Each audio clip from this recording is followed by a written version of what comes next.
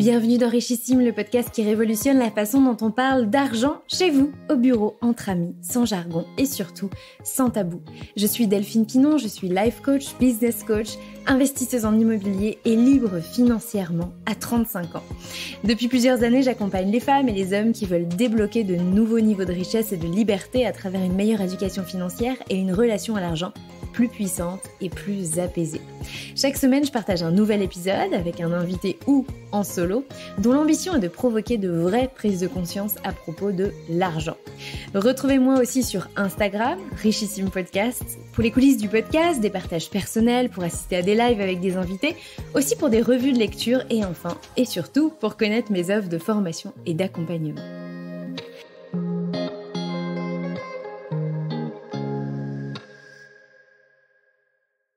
Cette semaine, j'inaugure un nouveau format en solo, destiné à vous partager les coulisses financières de ma vie et de mes petites entreprises. Car avant d'être votre l'hôte de ce podcast et coach, je suis avant tout une élève qui apprend chaque jour et aussi qui expérimente au quotidien pour atteindre moi-même de nouveaux niveaux de richesse. J'ai eu envie de vous partager mes propres évolutions, mes succès, mes réflexions, mes prises de conscience, mais aussi mes difficultés et mes résultats dans cette quête personnelle de richesse. Non pas que richesse financière, mais richesse dans tous les domaines de ma vie. Chaque mois, je ferai donc avec vous le bilan financier de mes propres entreprises et de mes investissements en toute transparence. Et on commence avec le bilan de l'été 2022. Un été tout en contraste pour moi, puisque le mois de juillet a été un mois record à 70 000 € de chiffre d'affaires, toute activité confondue. Et le mois d'août, à l'inverse, a été un des plus petits mois de l'année avec 39 000 € de chiffre d'affaires. Avant de détailler ces chiffres, revenons un peu sur la structure de mes activités. J'ai plusieurs sociétés et plusieurs sources de revenus, mais pour faire simple, il y a d'un côté Richissime qui regroupe le podcast et les revenus du sponsoring, puis également la formation et le coaching. De l'autre côté, il y a ImoChéri qui regroupe mes activités à la fois de formation en sous-location professionnelle et aussi mes activités de location immobilière en courte durée, que ce soit pour des biens dont je suis propriétaire, 3 au total, ou pour ceux que je gère seulement en sous-location professionnelle, 8 biens au total. C'était 6 il y a encore quelques jours et c'est maintenant 8 depuis le 1er septembre. Pour vous donner une idée de la répartition des revenus, Richissime représente 40% de mes revenus, 30% pour le coaching et la formation et 10% pour le podcast. ImoChéri représente donc 60% de mes revenus, 50% pour toutes les activités de location en courte durée et 10% pour la formation en sous-location professionnelle. Je vais vous parler souvent de chiffre d'affaires parce que la marge, en réalité, est plus difficile à calculer. Je vous donne un exemple de complexité auquel je suis souvent confrontée dans mon activité. Richissime, par exemple, est une activité à forte marge opérationnelle, probablement supérieure à 80% de marge. Mais c'est sur cette société, la société qui est derrière Richissime, que j'ai choisi de concentrer le plus de charges, comme notamment ma rémunération, et évidemment les charges sociales qui vont avec ma rémunération, et aussi tous mes investissements en formation et en coaching, ceux que je fais pour moi-même. Donc au final, je dirais que ma marge nette, elle est plutôt même inférieure à 10%, ce qui fait évidemment une énorme différence avec la marge opérationnelle, sachant que je me verse une rémunération de 3 000 € avec Richissime, sur laquelle je paye un peu moins de 1 500 € de charges, mais j'ai globalement arrondi les chiffres.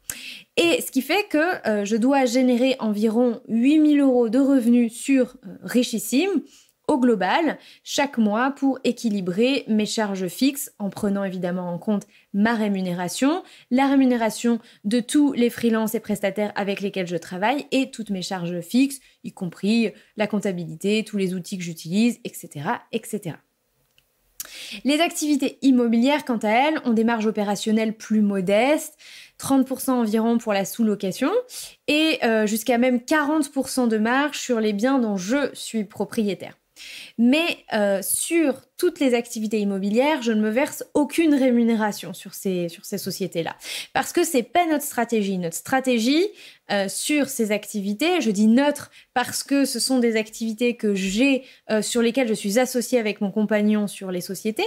Et donc, notre stratégie sur ces activités, c'est de dégager un maximum de cash flow positif pour les réinvestir ensuite dans d'autres projets, notamment des projets immobiliers. C'est la raison pour laquelle on ne tire aucune rémunération de ces activités-là. Pour l'instant, en tout cas.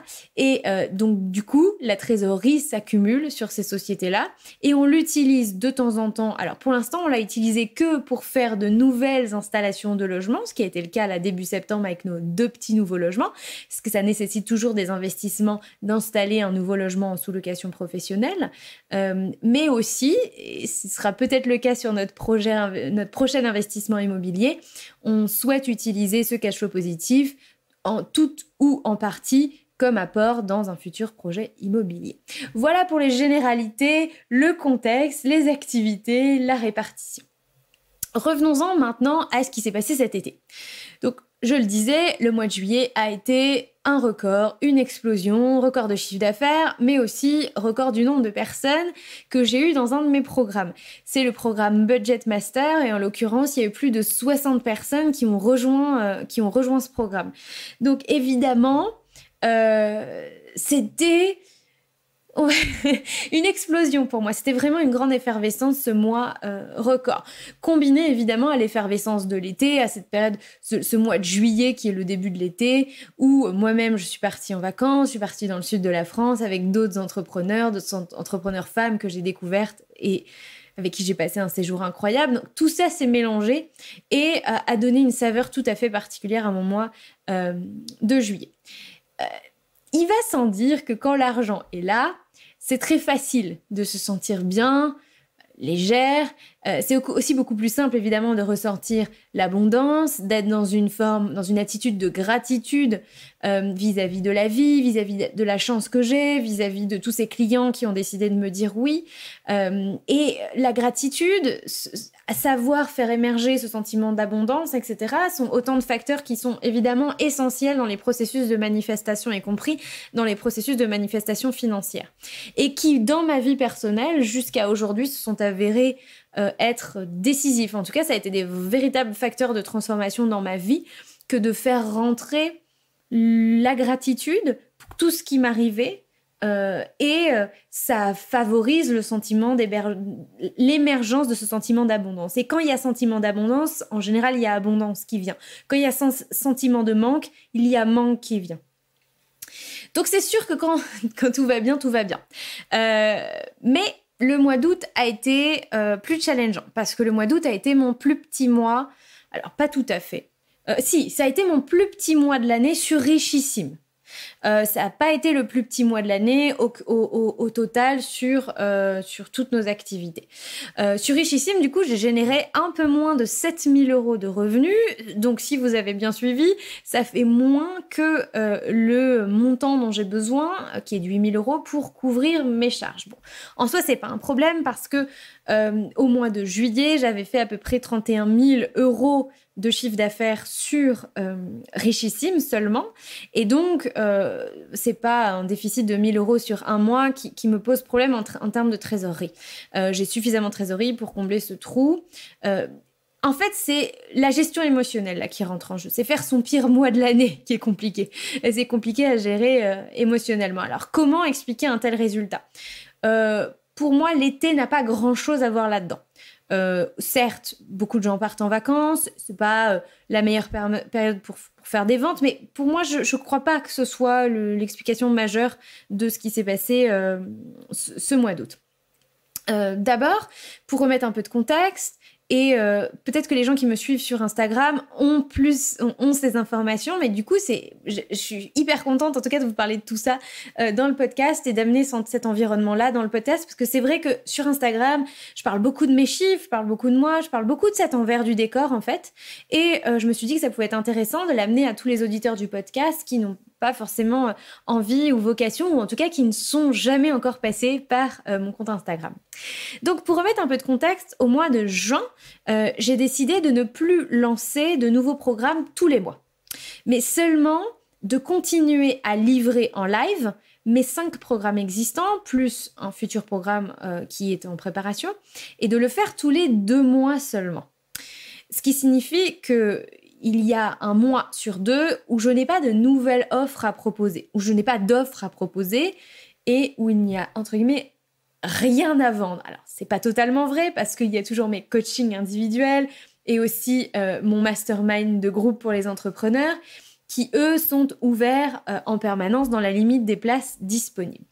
Mais je n'ai pas de nouvelles offres qui sont collectives, qui sont plus accessibles aussi financièrement, à lancer tous les mois. Alors, pourquoi j'ai pris cette décision ? Parce que déjà, j'ai 5 magnifiques programmes collectifs et que je ne voulais pas me forcer à créer de nouvelles offres pour en avoir une à lancer tous les mois, ce qui aurait évidemment été permis, en tout cas, de combler ma peur de ne pas faire mes chiffres.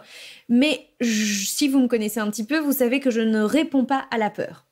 Donc, j'avais déjà ces 5 programmes que je trouvais extraordinaires et je n'avais plus d'inspiration. Mince, qu'est-ce que je vais lancer au mois d'août ? Puis qu'est-ce que je vais lancer au mois de septembre ? Et puis qu'est-ce que je vais lancer de nouveau au mois d'octobre ? Et qu'est-ce que je vais lancer de nouveau au mois de novembre ? Les entrepreneurs qui m'écoutaient, vous connaissez probablement cette problématique.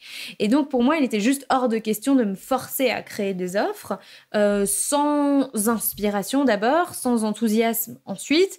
Et donc je me suis dit, ok, mais Delphine, tu as 5 super programmes qui sont déjà là. Tu as déjà l'idée d'un 6e programme. Celui-là, il est clair, il est précis.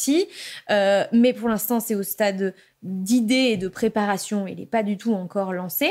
Mais tu n'as pas d'autres idées. Donc, tu ne vas pas te forcer à créer de nouvelles idées. Tant que j'avais quelque chose de nouveau à vendre tous les mois, c'était relativement rassurant. Parce que quand on a quelque chose de nouveau à vendre tous les mois, c'est sûr que ça booste les ventes. Pourquoi est-ce que vous croyez que beaucoup d'industries, mais par exemple pour ne citer qu'elle, l'industrie du vêtement, sort 4 à 8 collections par an, là où peut-être il y a, quand j'étais encore petite, il y a 30 ans ou il y a 25 ans, il n'y avait que 2 collections par an, printemps, été et automne-hiver, et que ça ne suffit pas pour faire vendre régulièrement, et donc il faut inventer toujours de nouvelles collections. Et donc, pour quelqu'un comme moi, qui fait de la formation ou qui coache les gens, il faut inventer un nouveau programme ou lancer une nouvelle offre tous les mois. Ce qui crée une sorte de dépendance et d'angoisse aussi autour du chiffre d'affaires. Et donc, quand son chiffre d'affaires est une source d'angoisse, eh bien, pour moi, il y a un problème. Quand c'est mes clients qui viennent me voir avec cette situation, il y a un problème. Et donc, quand c'est moi qui la vis, il y a aussi un problème. Et du coup, je voulais m'affranchir de cette dépendance aux nouvelles offres et de cette dépendance au mois, au chiffre d'affaires mensuel. L'avantage aussi que ce nouveau rythme d'offres m'apporte, c'est qu'il me laisse plus de temps pour d'autres choses. Évidemment, ça me libère du temps et notamment du temps pour développer le podcast. Donc moi, j'aspire à créer un modèle d'affaires dans lequel non seulement je ne suis pas obligée de parler sans cesse de mes offres pour qu'elles se vendent, mais aussi un modèle dans lequel les ventes sont source d'excitation et de plaisir et non pas de stress et de contrainte. Parce que l'énergie qu'il y a derrière une vente est extrêmement importante pour générer les ventes. Et évidemment, c'est quelque chose que j'enseigne dans mes programmes, c'est quelque chose dont on parle beaucoup avec mes clients et donc c'est quelque chose que je m'applique à moi-même. Et quand j'identifie une zone qui est un peu grise, qui est un petit peu... je sais pas quel mot utiliser, mais qui n'est pas totalement clean de ces émotions négatives, eh bien, je travaille dessus. Et en l'occurrence, moi, j'aime bien prendre le mal, traiter le mal par le mal. Donc, j'ai décidé, c'est ce que j'ai décidé de faire. Alors, accepter de ne pas vendre tous les mois, je vous cache pas que ça a été un vrai défi pour moi. Et parce que ce qui se passe, c'est que quand les ventes se mettent à baisser, quand on voit qu'effectivement on n'a rien de nouveau à vendre, donc les ventes baissent. Alors ça n'arrive pas à tout le monde, mais en tout cas ça m'est arrivé à moi. Et ce qui se passe, c'est que moi j'ai tendance à vouloir compenser avec un surcroît de travail, avec un surcroît de communication, avec un surcroît d'argumentaire pour convaincre. Voilà, on se dit il n'y a pas de nouvelle offre, donc on va compenser parce que les gens sinon n'achèteront pas. Et donc, c'est aussi dans ces moments-là, quand je me mets on va dire, quand c'est moins naturel pour moi de faire les choses, que je perds le plaisir. Et le challenge, justement, c'est de ne rien faire de plus et de rester dans cette excitation et dans cette confiance que les choses vont bien se passer, que les ventes arriveront, que si elles n'arrivent pas maintenant, elles arriveront plus tard, et de maintenir cette énergie-là pour arriver à mon objectif. Mon objectif étant effectivement de décorréler ma somme de travail avec le niveau des ventes. Tout comme je me suis astreint depuis 3 ans à décorréler mon chiffre d'affaires de mon temps passé, mais on est dans cette même logique. Je souhaite décorréler mon chiffre d'affaires et mon niveau de vente au temps passé à travailler. J'ai donc profité du mois d'août pour effectivement expérimenter le fait de ne rien faire, justement. Et pas juste de ne rien faire de plus que ce que j'avais prévu, mais littéralement de ne rien faire. Quand je vous ai dit que j'avais l'habitude de traiter le mal par le mal, de prendre le taureau par les cornes, c'est vrai. Quand je suis confrontée à une peur, en général, bam, je mets les pieds dans le plat. Et donc, j'ai pas fait les choses à moitié, j'ai totalement décidé d'arrêter de travailler pendant plusieurs semaines au mois d'août. C'était pas du tout prévu. Pour ceux qui ont suivi sur Instagram, j'étais en plein milieu d'un road trip, et puis j'ai pris cette décision assez radicale de faire le mort, comme on dit, et d'arrêter totalement, non seulement d'être présent sur les réseaux sociaux, mais aussi tout bonnement de travailler. J'ai d'abord été forcée, en réalité, faut que petite coulisses, quand je vous parle de vous dévoiler les coulisses, en réalité, au début, ce qui m'a fait prendre cette décision, c'est que j'ai été un peu forcée parce que je suis tombée malade pendant mon road trip et que du coup, au bout de quelques jours, ça allait mieux. Mais en réalité, j'ai saisi cette occasion pour me lancer ce défi parce que quand on est malade et qu'on peut plus faire grand-chose. Effectivement, moi, je réfléchis beaucoup et je me suis dit, ok, est-ce que c'est pas le moment de te lancer ce défi en plein milieu du mois d'août? Tu n'avais pas du tout prévu, tu avais des choses qui étaient en plein lancement, mais est-ce que tu peux pas essayer de voir ce qui se passe dans ton business quand tu ne fais rien? Donc, août 2022 a en effet été le mois pendant lequel j'ai le moins travaillé depuis même 2019, pour être tout à fait honnête.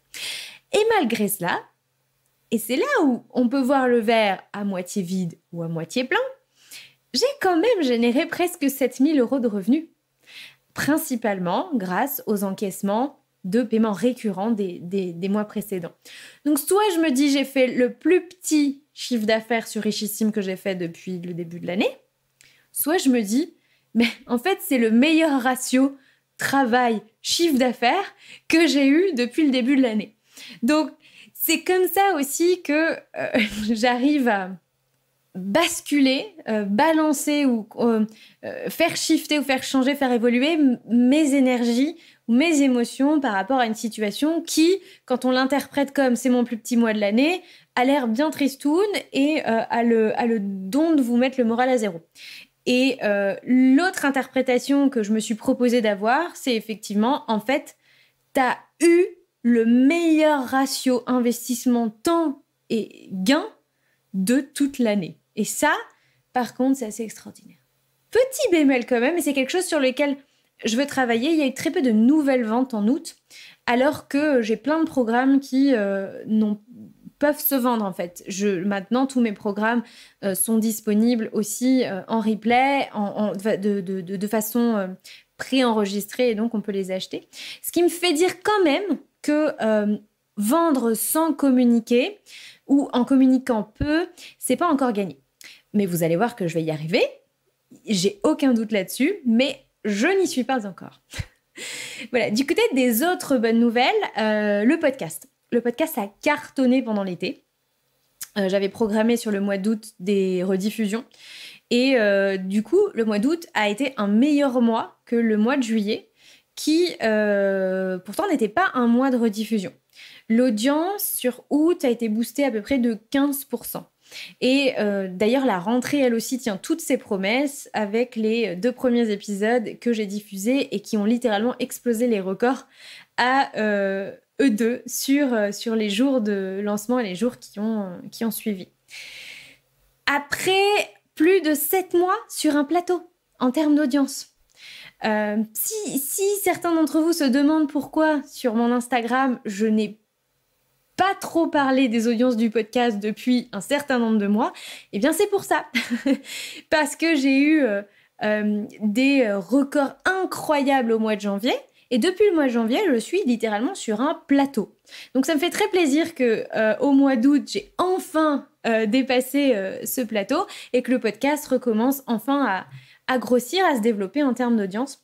Et je suis d'autant plus satisfaite que j'ai pas encore fait aucun des changements prévus et que mon ou ma future podcast manager que je n'ai pas encore trouvé, mais que je recrute, voilà, petit message, ce ou cette future podcast manager n'est pas encore à mes côtés pour m'aider et mes revenus du sponsoring étant directement corrélés à mes audiences, ces augmentations que je vis et que j'espère continuer à voir sur les prochains mois sont évidemment une aubaine financière pour moi. Côté maintenant formation immobilière, là aussi on a eu des records de vente pendant l'été, notamment au mois de juillet, du fait de l'arrêt temporaire de la formation. En tout, c'est 23 800 € qui ont été générés sur la formation immobilière. En fait, monsieur et moi, on avait décidé de mettre à jour ce programme qui date d'il y a un peu plus de 18 mois. Et donc, on a décidé de le mettre en pause, de ne pas accueillir de nouvelles personnes, de nouveaux membres, de nouveaux étudiants dans ce programme, le temps qu'on mette à jour tous ces contenus. Le petit bémol, c'est que on a déjà pris beaucoup de retard sur la mise à jour de ce programme. Donc, plutôt que tabler sur un retour en octobre, à mon avis, le programme devrait revenir plutôt en novembre. Il faut dire qu'on croit très, très, très fort, tous les deux, en cette formation. Formation pour devenir donc sous-loueur professionnel. La sous-location professionnelle, pour nous, c'est 127 000 € de revenus générés depuis le 1er janvier. Juste la sous-location. J'ai enlevé de ces chiffres les appartements dont on est propriétaire et qui sont aussi exploités en location courte durée, mais qui de fait ne sont pas de la sous-location professionnelle. Donc, juste la sous-location professionnelle, c'est 127 000 € de revenus générés depuis le 1er janvier, soit près de 40 000 € de marge, avec seulement 6 biens, parce que là, on vient de passer à 8, mais ils n'ont pas encore généré 1 centime d'euro, donc seulement avec 6 biens, ce qui fait plus de 4 700 € de marge chaque mois. Alors que, et là vous allez halluciner, je n'y consacre pas plus de 5 heures par mois, en réalité. Comment j'arrive à faire ça ? Tout simplement parce que ça fait un moment que j'ai largement délégué la gestion de cette activité à différentes équipes, des équipes qui sont sur place, qui font le ménage, qui font la gestion du linge, qui font le petit bricolage, et une équipe, enfin plutôt Caroline, qui est toute seule, qui elle s'occupe de tous mes voyageurs à distance. Donc c'est pour ça que moi je fais l'administratif et la gestion des problèmes plus compliqués, et ça me prend moins de 5 heures par mois. Donc vous imaginez le potentiel de cette activité auquel je consacre moins de 5 heures par mois et qui me rapporte 4 700 € de marge tous les mois. Cette activité, c'est mon sésame d'indépendance financière, c'est ma petite pépite. Et si en plus vous ajoutez les revenus des appartements qu'on a à Calais, ceux dont on est propriétaire, qui sont aussi loués donc en LCD, on peut ajouter 2 000 € de marge à peu près par mois en plus. Donc 6 700 €. Je précise que rien de tout ça n'existait en 2019. Nous n'étions pas propriétaires de cet immeuble et de ces appartements à Calais en 2019.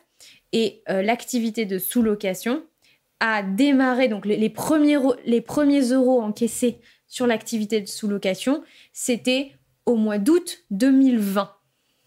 Donc nous sommes au mois d'août 2022 et vous voyez un petit peu le potentiel d'évolution de cette activité pour laquelle nous avons uniquement investi au démarrage 20 000 €, qui nous avait permis d'installer à l'époque, 21 000 € pour être précis, qui nous avait permis à l'époque de faire nos 4 premiers biens en sous-location.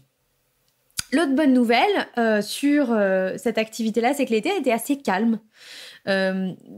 normalement, en matière de location courte durée, on est quand on est dans une forte période de location, on multiplie les soucis à gérer. Parce qu'il y a plus de passages, plus de voyageurs, donc il y a plus de casses, il y a plus de choses qui sont signalées. Et donc, ça fait plus de gestion pour nous. Et ben, pas cet été. Pas cet été. Alors, faut dire que vraiment, on a une équipe hyper efficace qui règle bien souvent les problèmes avant même qu'on en ait eu connaissance. Et donc, ça, c'est ouf. Et le fait d'avoir tout délégué, évidemment, ça nous ôte une sacrée charge mentale et en fait une charge tout court. Et pour votre information, ça peut pas être intéressant, mais on a toujours tout délégué en ce qui concerne le ménage, le bricolage, mais pour ce qui concerne la communication avec les voyageurs, on a délégué la gestion quand on est arrivé à 8 biens. Voilà, aujourd'hui, là, en septembre, on est arrivé à 11. Donc, on a commencé à déléguer quand on est arrivé à 8 biens. Et 8 biens, ça correspondait à novembre, décembre de l'année dernière, 2021. Donc, ça va peu ou prou bientôt 1 an qu'on a délégué cette partie-là. Voilà pour ce bilan estival. Écoutez, je suis curieuse d'avoir votre avis sur ce nouveau format. Est-ce que vous avez aimé ? Qu'est-ce que vous améliorerez par la suite? Est-ce que vous avez des suggestions? J'ai essayé de me prêter à l'exercice de la transparence, aussi d'une certaine forme d'exhaustivité, mais je suis certaine qu'il y a encore des questions auxquelles je n'ai pas répondu. Alors, dans ce cas, si c'est le cas, venez me le dire directement sur Instagram en message privé. Soit je me ferai un plaisir de répondre à votre message en story sur Instagram, soit je prends votre question et du coup je l'intégrerai dans le prochain épisode bilan pour le mois prochain. Voilà, on se retrouve donc très vite pour un nouvel épisode. D'ici là, prenez soin de vous et de vos finances. Ciao, bye bye.